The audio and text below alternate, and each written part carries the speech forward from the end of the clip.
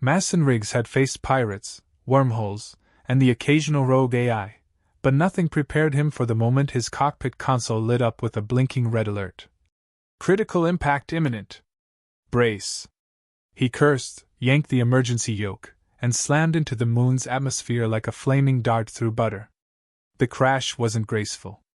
The impact rocked the valley floor, flattening alien bushes that looked suspiciously like feather dusters. When the dust settled, his battered ship groaned like a drunk in a hangover pod. His AI crackled to life. Environment stable. Life forms detected within 100 meters. All female. Species compatibility, 87%. Suggests preparation for social contact. Shirtless recommended. Mason wiped soot off his face. I swear, if this is another glitchy thirst spot protocol. He stepped out, boots crunching strange silver grass beneath him. The air smelled like lavender and static electricity. That's when he heard it, soft giggles, curious whispers, and the unmistakable squelch of someone stepping into the mud wrong. He turned and froze. A dozen tall, curvy alien women stood at the edge of the treeline, all eyes on him. Glowing skin in shades of purple and blue, smooth horns curling behind their ears like cosmic jewelry, and not a single one wearing anything resembling practical clothing. Just wraps, sashes, and an excessive interest in his legs. The tallest stepped forward, tilted her head, and pointed to the bulge of tools strapped to his thigh. Is that your mating gear? He blinked. Excuse me? Another one gasped. It's already extended. He's in pre-bonding mode. Mason looked down. His wrench was sticking out of its holster. Nope. Nope, this is just for tightening bolts.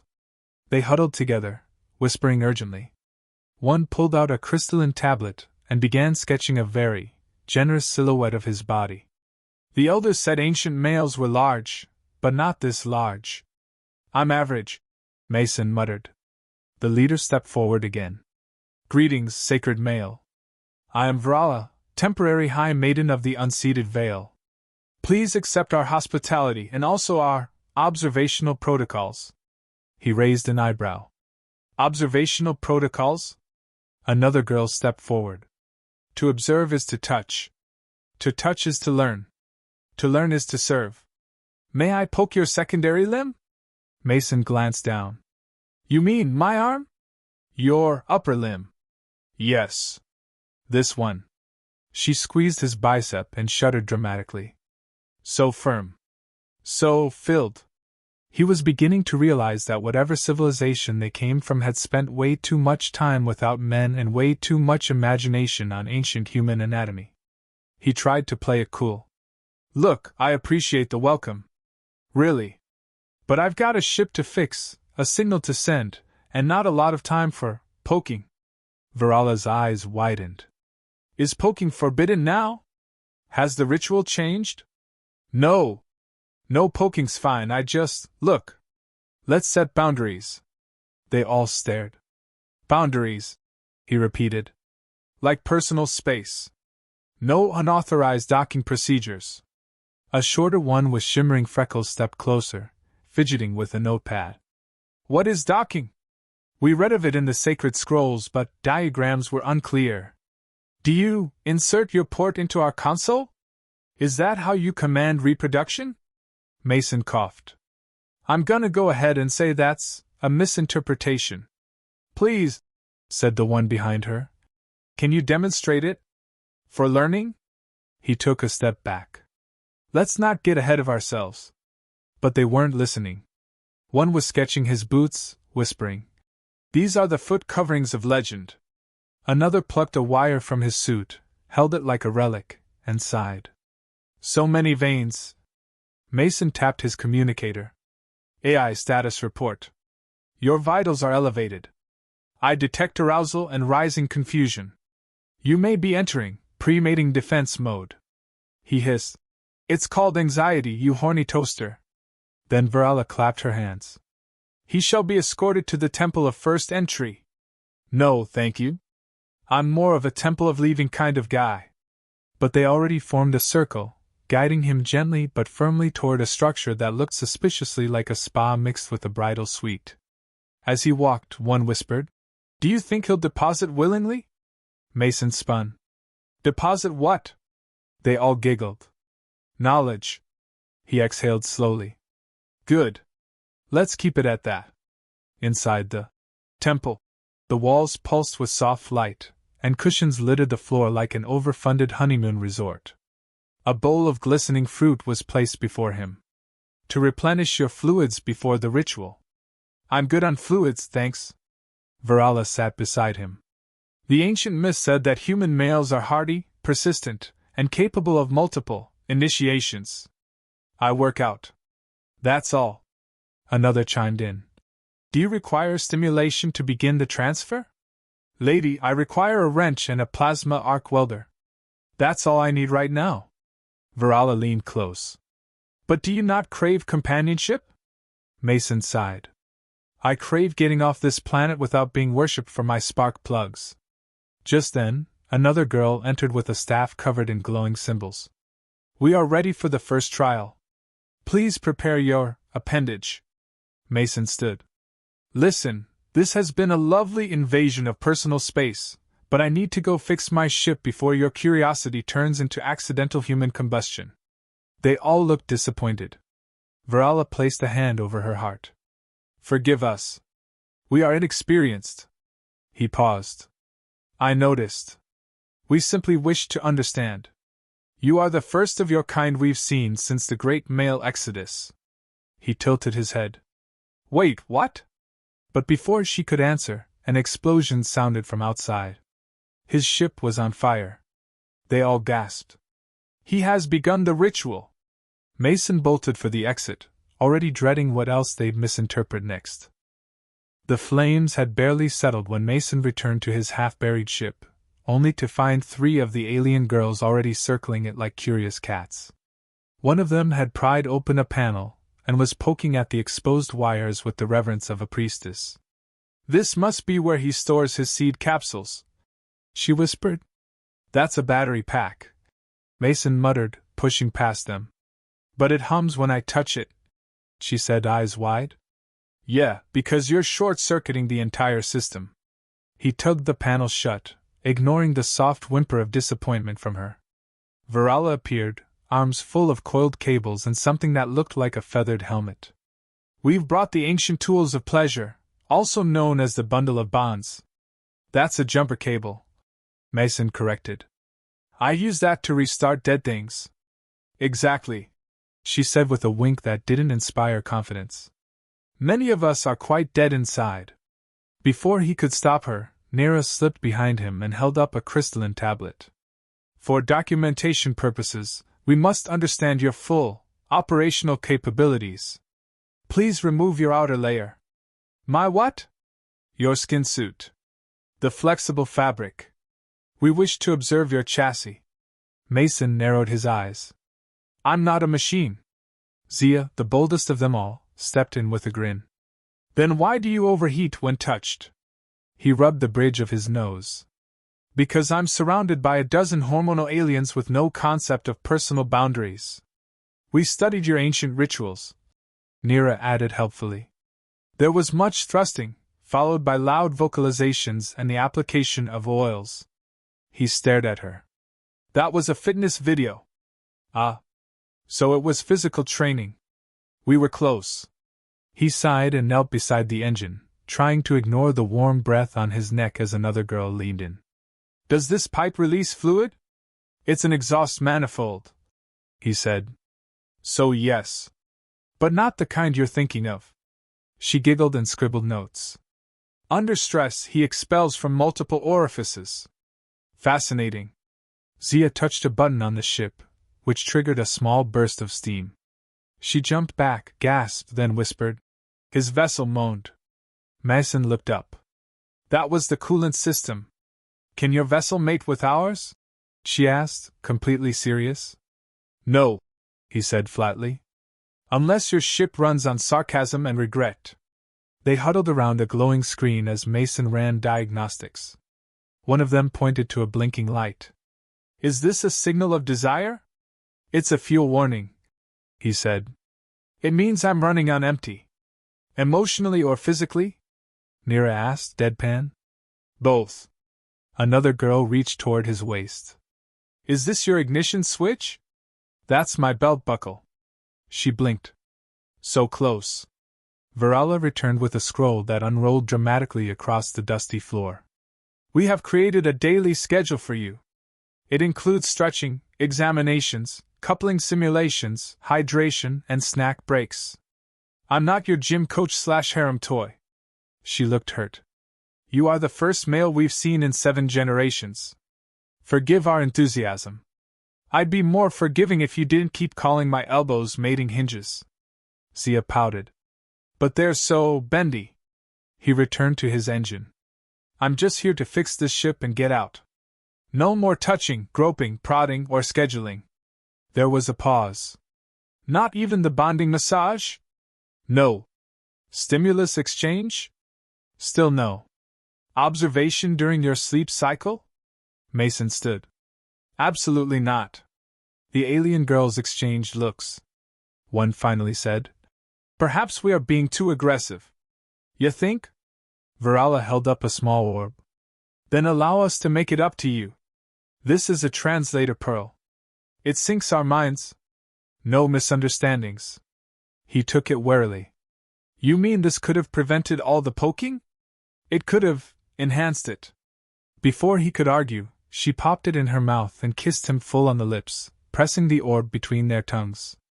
For a moment, his brain was flooded with sensations, thoughts, emotions, images of strange rituals involving feathers and fruit, and then clarity.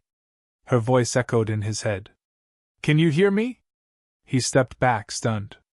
Whoa. Now we may speak without filters, she said aloud. No more confusion.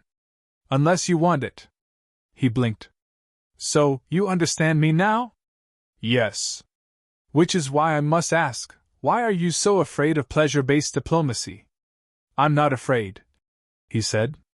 I just don't want to be an educational toy. She looked at him, curious. You believe we only desire knowledge? That our interest is clinical? Well, yeah.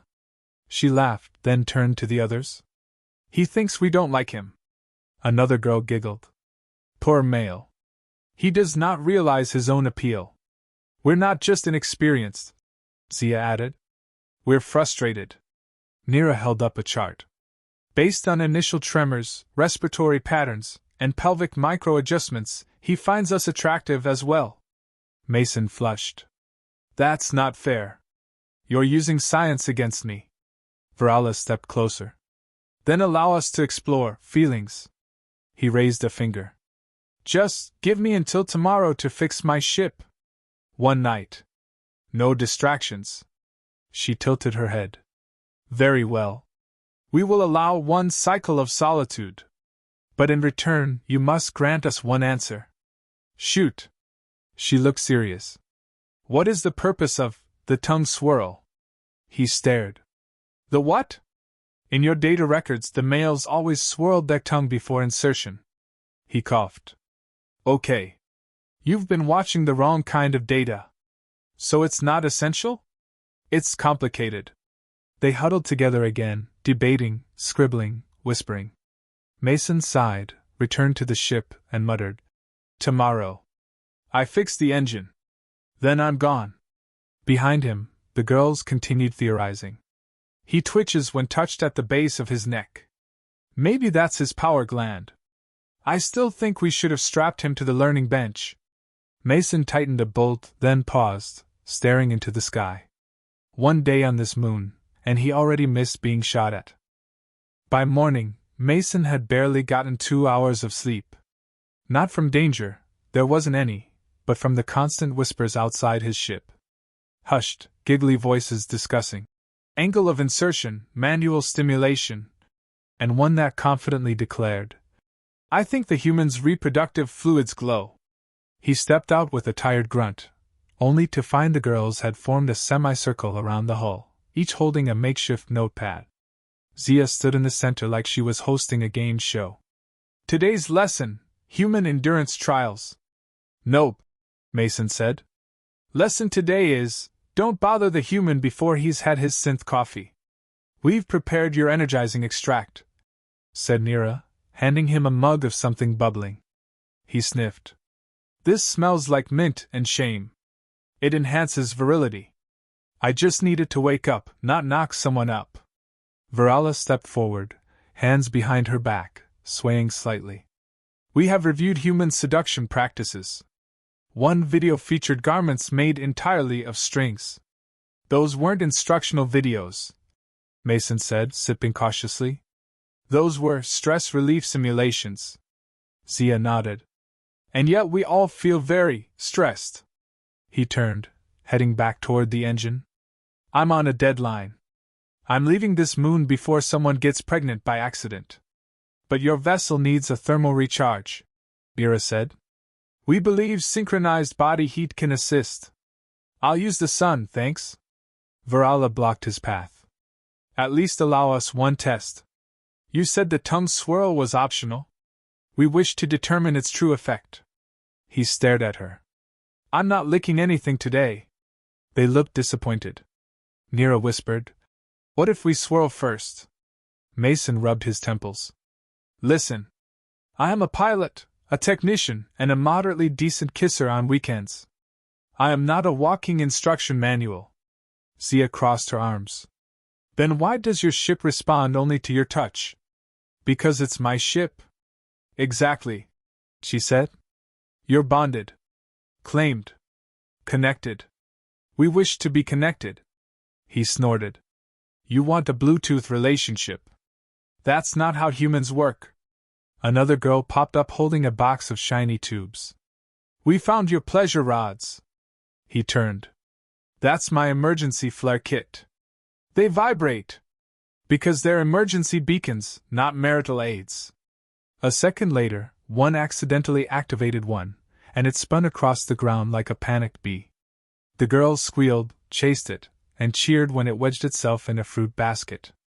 Mason resumed tightening the ship's rear stabilizer. Can I get 30 minutes without alien commentary? Nira leaned in. Your posture improves when you're frustrated. Very firm. Excellent lower back curve. He dropped the wrench. I give up. What do you want exactly? They looked at each other. Then Virala said, We want to learn. Learn what? Everything. About your species. About your responses. About how humans express closeness without tools. You're asking the wrong human, he muttered.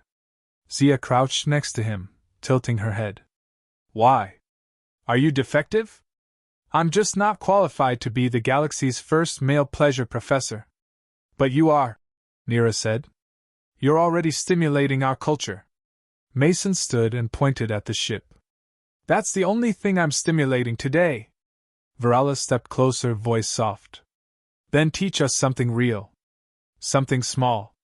He sighed. Fine. Hand-holding. It's basic.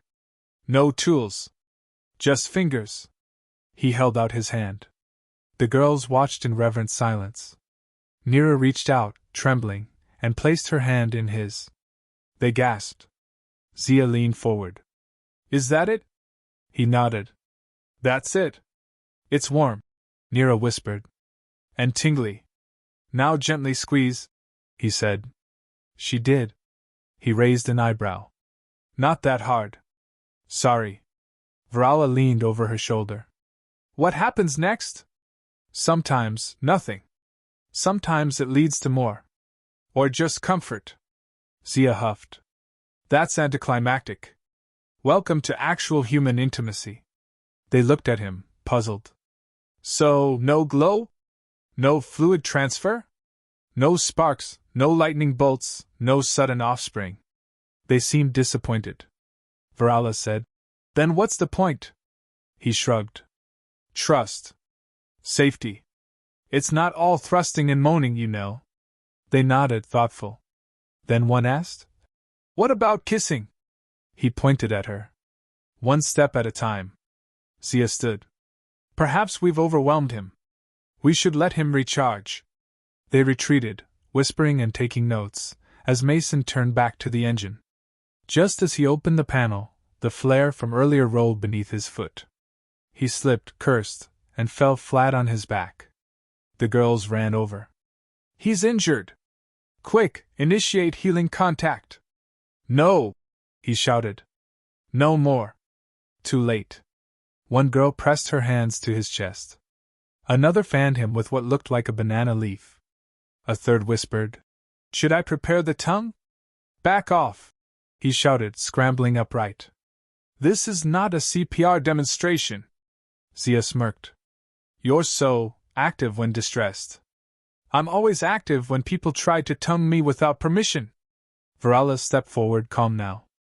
"Then teach us permission. Teach us boundaries." He blinked. "Wait, really?" She nodded. "We know we joke. But we truly don't understand the limits. Not because we don't care, but because we never had a chance to learn." Mason let out a long breath. "Okay. Ground rule 1, no touching without asking." They nodded. 2, no scheduling me for rituals without my input. More nods. 3, tongue swirls are earned, not assumed. Zia raised her hand. "Can we earn one by fixing your ship?" He cracked a smile. "Start by handing me that hydro spanner." She did. As he tightened the final bolt, the engine hummed back to life. The girls clapped. "He's climaxing!" "It's booting, not climaxing!" "Same sound."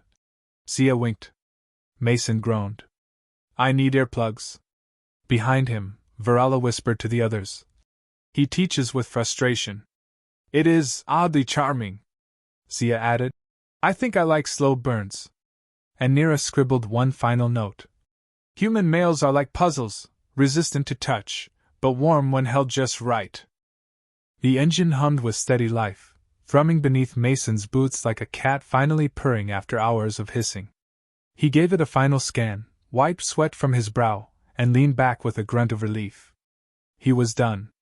No more accidental mating rituals, no more misinterpreted tools, no more unsolicited requests for manual demonstrations. He was getting off this moon if it was the last thing he did. A soft voice broke the silence. "Are you leaving now?" Mason turned to see Nira standing there, hands clasped, notebook clutched to her chest like a forgotten promise. Behind her, Varala and Zia waited in silence, no teasing grins or tongue questions, just quiet eyes and folded arms. "That was the plan," Mason said. "Ship's good. Signals boosted. Should be off this rock within the hour." Nira hesitated. "We didn't mean to overwhelm you." "You didn't," Mason replied. "Not entirely. Just surprised me. I came here expecting radiation, maybe hostile wildlife. Not a society of curious alien girls with a fetish for wrenches." Zia looked away. "We weren't trying to be inappropriate. We've just never had someone like you to talk to." "I notice," he said. "Especially when you tried to plug my boot into the chamber of fertility." Varala stepped forward. "We understand a bit more now. About boundaries. About trust. About not licking visitors before asking." Mason smirked. "Progress." They exchanged glances. Nira finally asked, "Can we watch your departure?" "Sure. Long as no one straps themselves to the landing gear." "I make no promises," Zia muttered. Mason climbed aboard, ran the launch checks, then noticed a flicker on the proximity sensor. He frowned and tapped the screen. No way. The signal wasn't just his. There was another beacon pinging, inside the cargo bay. He bolted down the ramp, threw open the hatch, and found her. Nira, crouched among spare rations and thermal blankets, looking like a student caught cheating. "You stowed away?" he said. "I had to. You said you were leaving. That's the point of departure. But there's so much more to learn," she said, eyes wide. "I promise I won't be a distraction. I'll just observe. Quietly. Maybe occasionally asked about your mating techniques during meals." Mason rubbed his face. "I don't have time for a field trip." Varala's voice came from behind him. "She's volunteered as the ambassador." "What?" Zia leaned on the hatch. Since you're so against staying, we figured sending one of us with you would be efficient. Efficient? Mason repeated. You think sneaking into my ship is efficient diplomacy? It's better than strapping you to the Temple of Entry again, Zia said. He pointed at Nira. And what, she's just going to live on my ship? Watch me shower? Take notes when I scratch my ass? I've already documented most of your grooming rituals, Nira said helpfully. Mason looked skyward. Why is it always me? Varala stepped closer. Because you're the only human brave enough to teach us without using fear. Or fire. You almost licked my eyelids. And now we know not to, she said brightly. That's growth. He sighed and slumped against the doorframe. Fine. One trip. One debrief. Then I'm dropping her off at the nearest habitable planet with a public library. Nira nodded quickly. Understood. I'll behave. He pointed a finger. No touching. Agreed. No whispering dirty translations to my AI. Mostly agreed. He groaned again and turned back toward the cockpit. As he powered up the thrusters, the alien girls gathered below the ramp, waving in strange rhythmic patterns that looked suspiciously like a mating chant. Mason ignored it. He just wanted lift-off. The ship shuddered, then launched into the sky with a blaze of blue fire. In the passenger seat, Nira scribbled notes, furiously. Launch sequence involves deep vibration, visible clenching of the pilot's jaw, possibly arousing. Stop writing that. I'm documenting your responses to stress. I'm stressed because I have a stowaway, not because I'm enjoying it. Yet your heart rate is elevated. Because I'm angry. Elevated arousal levels confirmed, she said, noting it down. Mason stared at her. I'm going to eject you into space. With or without life support? He didn't answer. After a few minutes, Nira leaned forward and whispered, Can I ask one last question? No. Please? He glanced at her. She looked hopeful. Harmless. Maybe even sincere. One, he said. She smiled. What's the human meaning of the phrase? Rock my world? He paused. Slowly turned his head. Where did you hear that? You said it in your sleep? He nearly swerved the ship.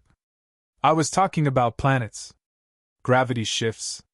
Not what you think. Fascinating, she said, writing again. So, intense gravitational pull equals emotional intimacy. That's not ugh. He slumped into the pilot's seat, eyes on the stars. Behind him, Nira quietly folded her notes, then whispered, Thank you, for not treating us like fools. He didn't answer, but his silence said enough. A moment passed. Then she added, So, about that tongue swirl. Don't push it. Right. Boundaries.